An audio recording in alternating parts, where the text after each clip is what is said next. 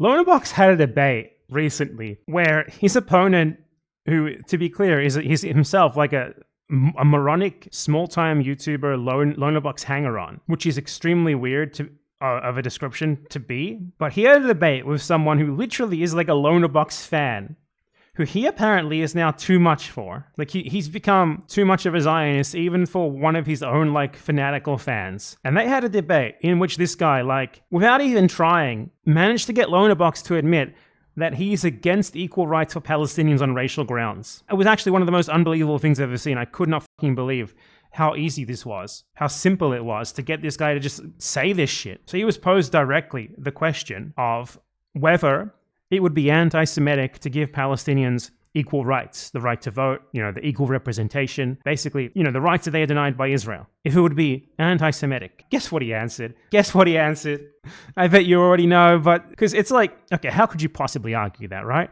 That's one side. Like, surely he's at least going to pretend to be for equal rights, right? He doesn't actually. He doesn't pretend that. He doesn't. He just straight out says it. And the guy's, like, reaction is total fucking disbelief. Like 10 seconds of silence. He doesn't know how to respond because I don't think he expected such a response. It was so blunt and just straightforward. Like, I'm against equal rights on the basis of race. He straight up says it. But then, okay. So you think it's anti-Semitic to believe one person, one vote now? Oh, yeah. What the fuck kind of an answer is that? Why is it so easy to get him to... Why is that so easy? Why do you give people such a soundbite? What is wrong with you? No hesitation. Oh, yeah. Okay. So you think that is an anti-Semitic belief? This guy seems in fucking disbelief, honestly. Not just anti-Semitic in practice, but anti-Semitic in motivation. I don't think it has to be in motivation. Mostly people have no fucking idea what they're talking about. But you think because that would lead to the death of Jews in Israel, that's anti-Semitic? Yeah.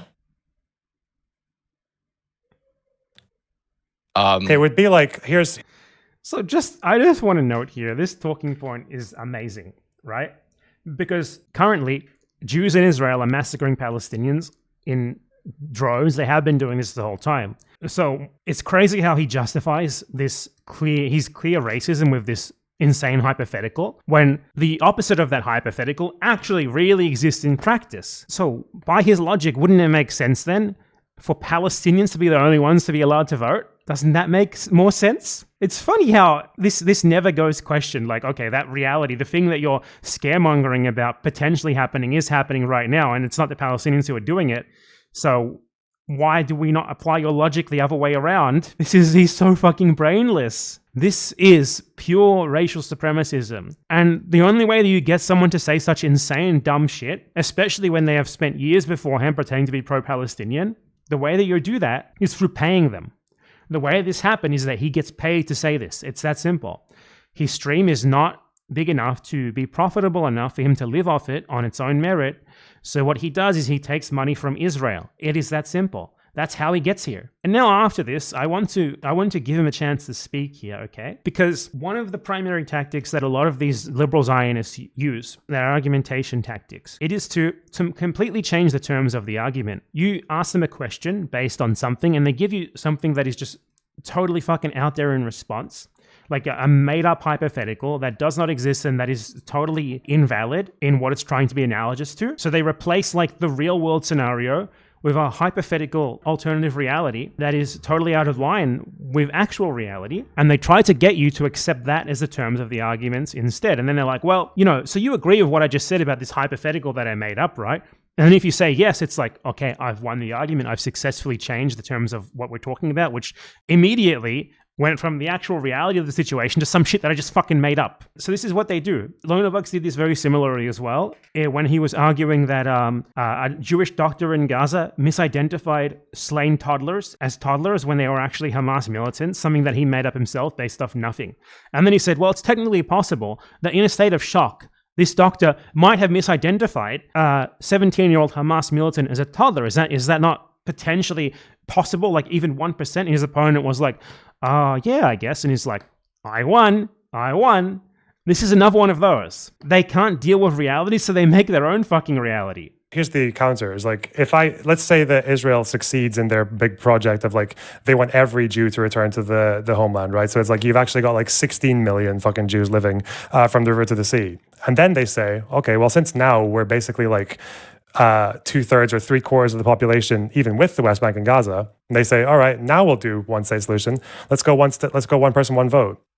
Okay, because it's 25% Palestinian. What are they going to do anyway? Israel already kind of has that.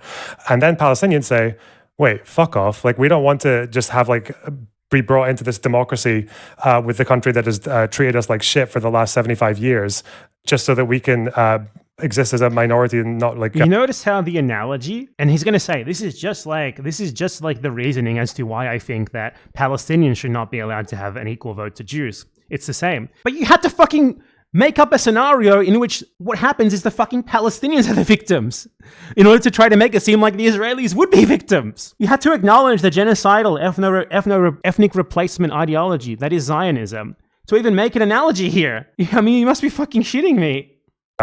Live the way that we want to in our own different society, and they would actually rather have a two-state. I would not call them fascist for wanting that. I think they'd be very within their rights to... Yeah, because it's a totally fucking different scenario. The Israelis are the fucking invaders. The Israelis are the genocidal invaders trying to get rid of these people and replace them. It's not the same fucking thing. Are you fucking kidding me? This is like trying to legitimize like the white supremacist ideology of the American settlers by saying, well, so let's say hypothetically in the future, the indigenous people will remain with only 10% of their population. And then they start saying, well, you know what? We don't want to live alongside you anymore. We want our own nations just for us because we don't feel comfortable being a minority among you guys. Wouldn't that be exactly the same as what the white settlers did initially to make that situation happen? No, it's fucking not. No, it's fucking not. What the fuck are you saying? This is an insane talking point. All of this for like dry sexting with kosher Katie? He'd do that? I can't believe it. Now, what would be an apt comparison here is the Afrikaner independence movement in South Africa. Like an apt situation would be a group with a clear supremacist settler colonial ideology like Afrikaners in South Africa, trying to form an ethno-state with cries of, we're at risk of genocide if the minority population who we've oppressed on a racial basis for centuries is freed and we have to vote in the same system as they do. So the question here is, would we allow that? No. And you don't allow it in fucking Israel either. It's such an insane argument. This argument as well is very generic, settler colonialist, circular logic. We invade, we massacre, we steal, we colonize, we terrorize. We expel these people to concentration camps. We occupy them, we massacre them, we bomb them. That's why they can't live alongside us, because they hate us because of what we've done to them. They can never live alongside us, because if we let them live alongside us, they hate us, so they'll kill us. So we have to keep bombing them. We have to keep massacring them. We have to keep genociding them. We have to keep denying them their basic rights. We have to keep occupying them because they hate us. It's the complete opposite of what things should be. Like if you're going to say that one of these two groups should be allowed to vote and the other shouldn't, it's the Palestinians who should be allowed to. You can't justify maintaining an ethno-supremacist, racial supremacist, genocidal settler state on the basis that the victims of this genocidal settler state hate the settlers for what the settlers have done to them. What an insane logic. This is the exact same logic of the white South African Nazis. It's the exact same logic of the Confederates. It's the exact same logic of the white slave owner. It's the exact same logic of the fucking Nazis. What an insane thing to just be openly saying. Allowing equal rights for an oppressed racial minority, forced into being a minority by their illegal occupiers, invaders from elsewhere, saying that the group who did that needs to be protected from the people who they have genocided for over 100 years at this point, because the people who they've done that to hate them. What an insane talking point. Like, I'm against one person, one vote. I'm against everyone being able to vote, because if they vote, their interests might actually be represented, because if they vote, they might actually have some political power, and I need to keep them without that because I'm for their genocide. That's what he should say, because that is the truth. That's the only possible reason to be for that. This guy is being paid by Israel. There's no fucking doubt about it.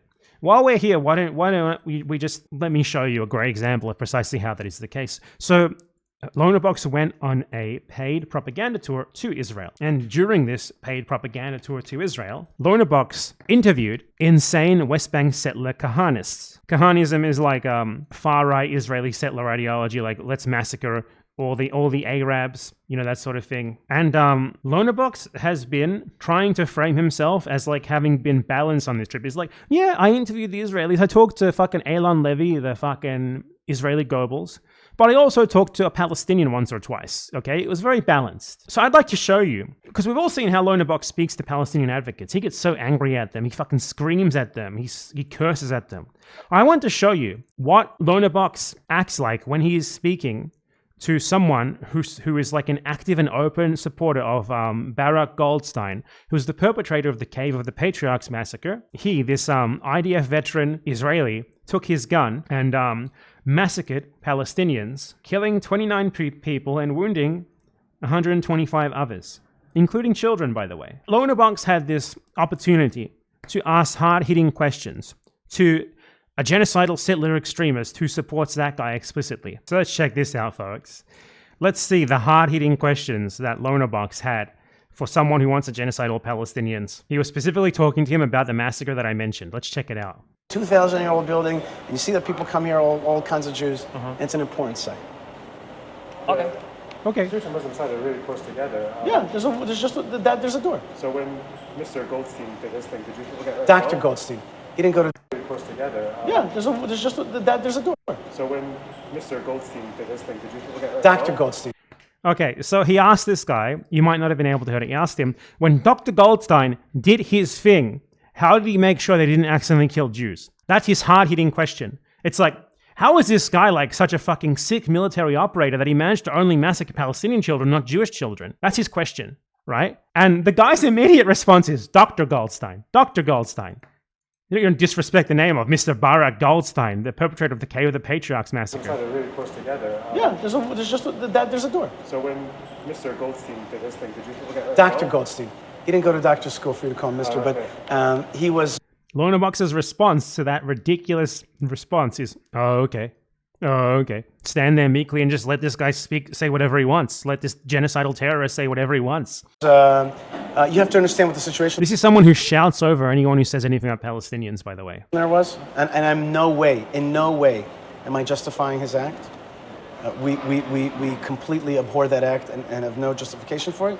That's why Dr. Goldstein, you put the respect on his name. He's Dr. Goldstein. That being said, to understand the milieu of what was happening there was tremendous terrorism. He was a known doctor who had treated Arabs and Jews and was a really kind of famous doctor around here.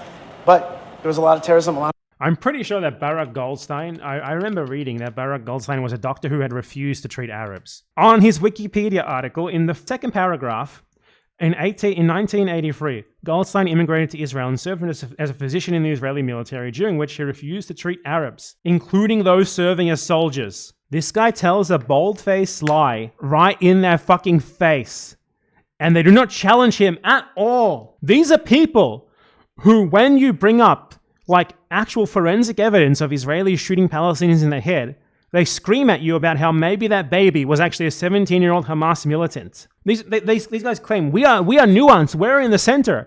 And this is what they're fucking like when they're confronted with a literal settler terrorist. A lot of his friends died in his hands, and the army told him Just that nodding. on Purim of that year there's going to be a massacre, get more beds ready, and he snapped or whatever happened there, and he shot up these Muslim worshippers, and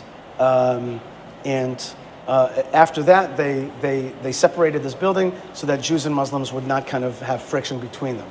Okay, and we also have a deal, as I said to you, 10 days a year they take full control, 10 days a year we get full control of the building. I was asking because if he was using grenades, would Jewish people have got hurt as well? Oh my God, he actually asked a clarifying question.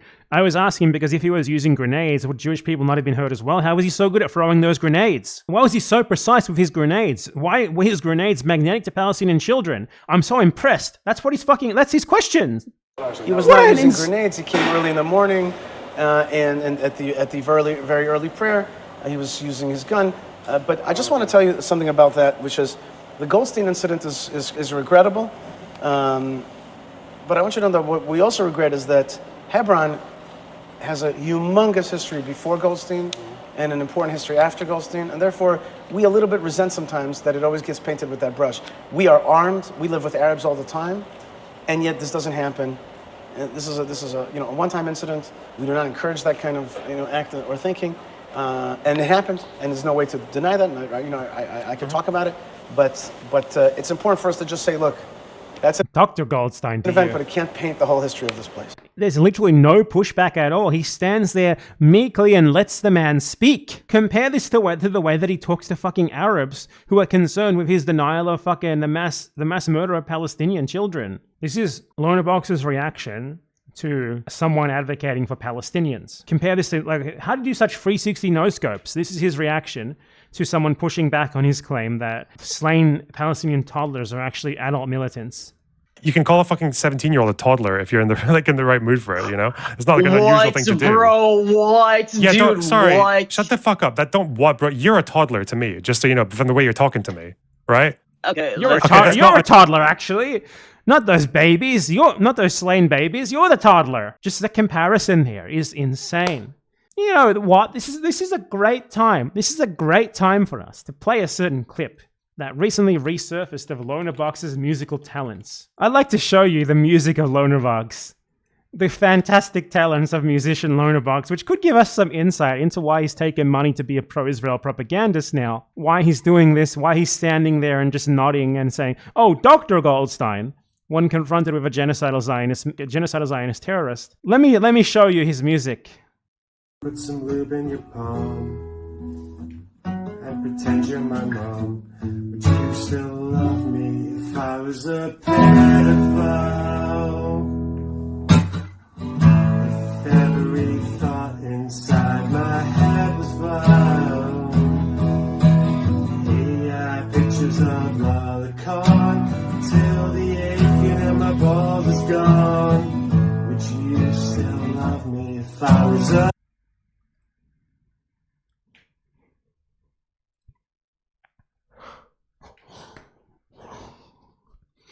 Put some lube in your palm and pretend you're my mom. Would you still love me if I was a pedophile? If every thought inside my head was vile. AI pictures of lolicon till the aching in my balls is gone. Would you still love me if I was a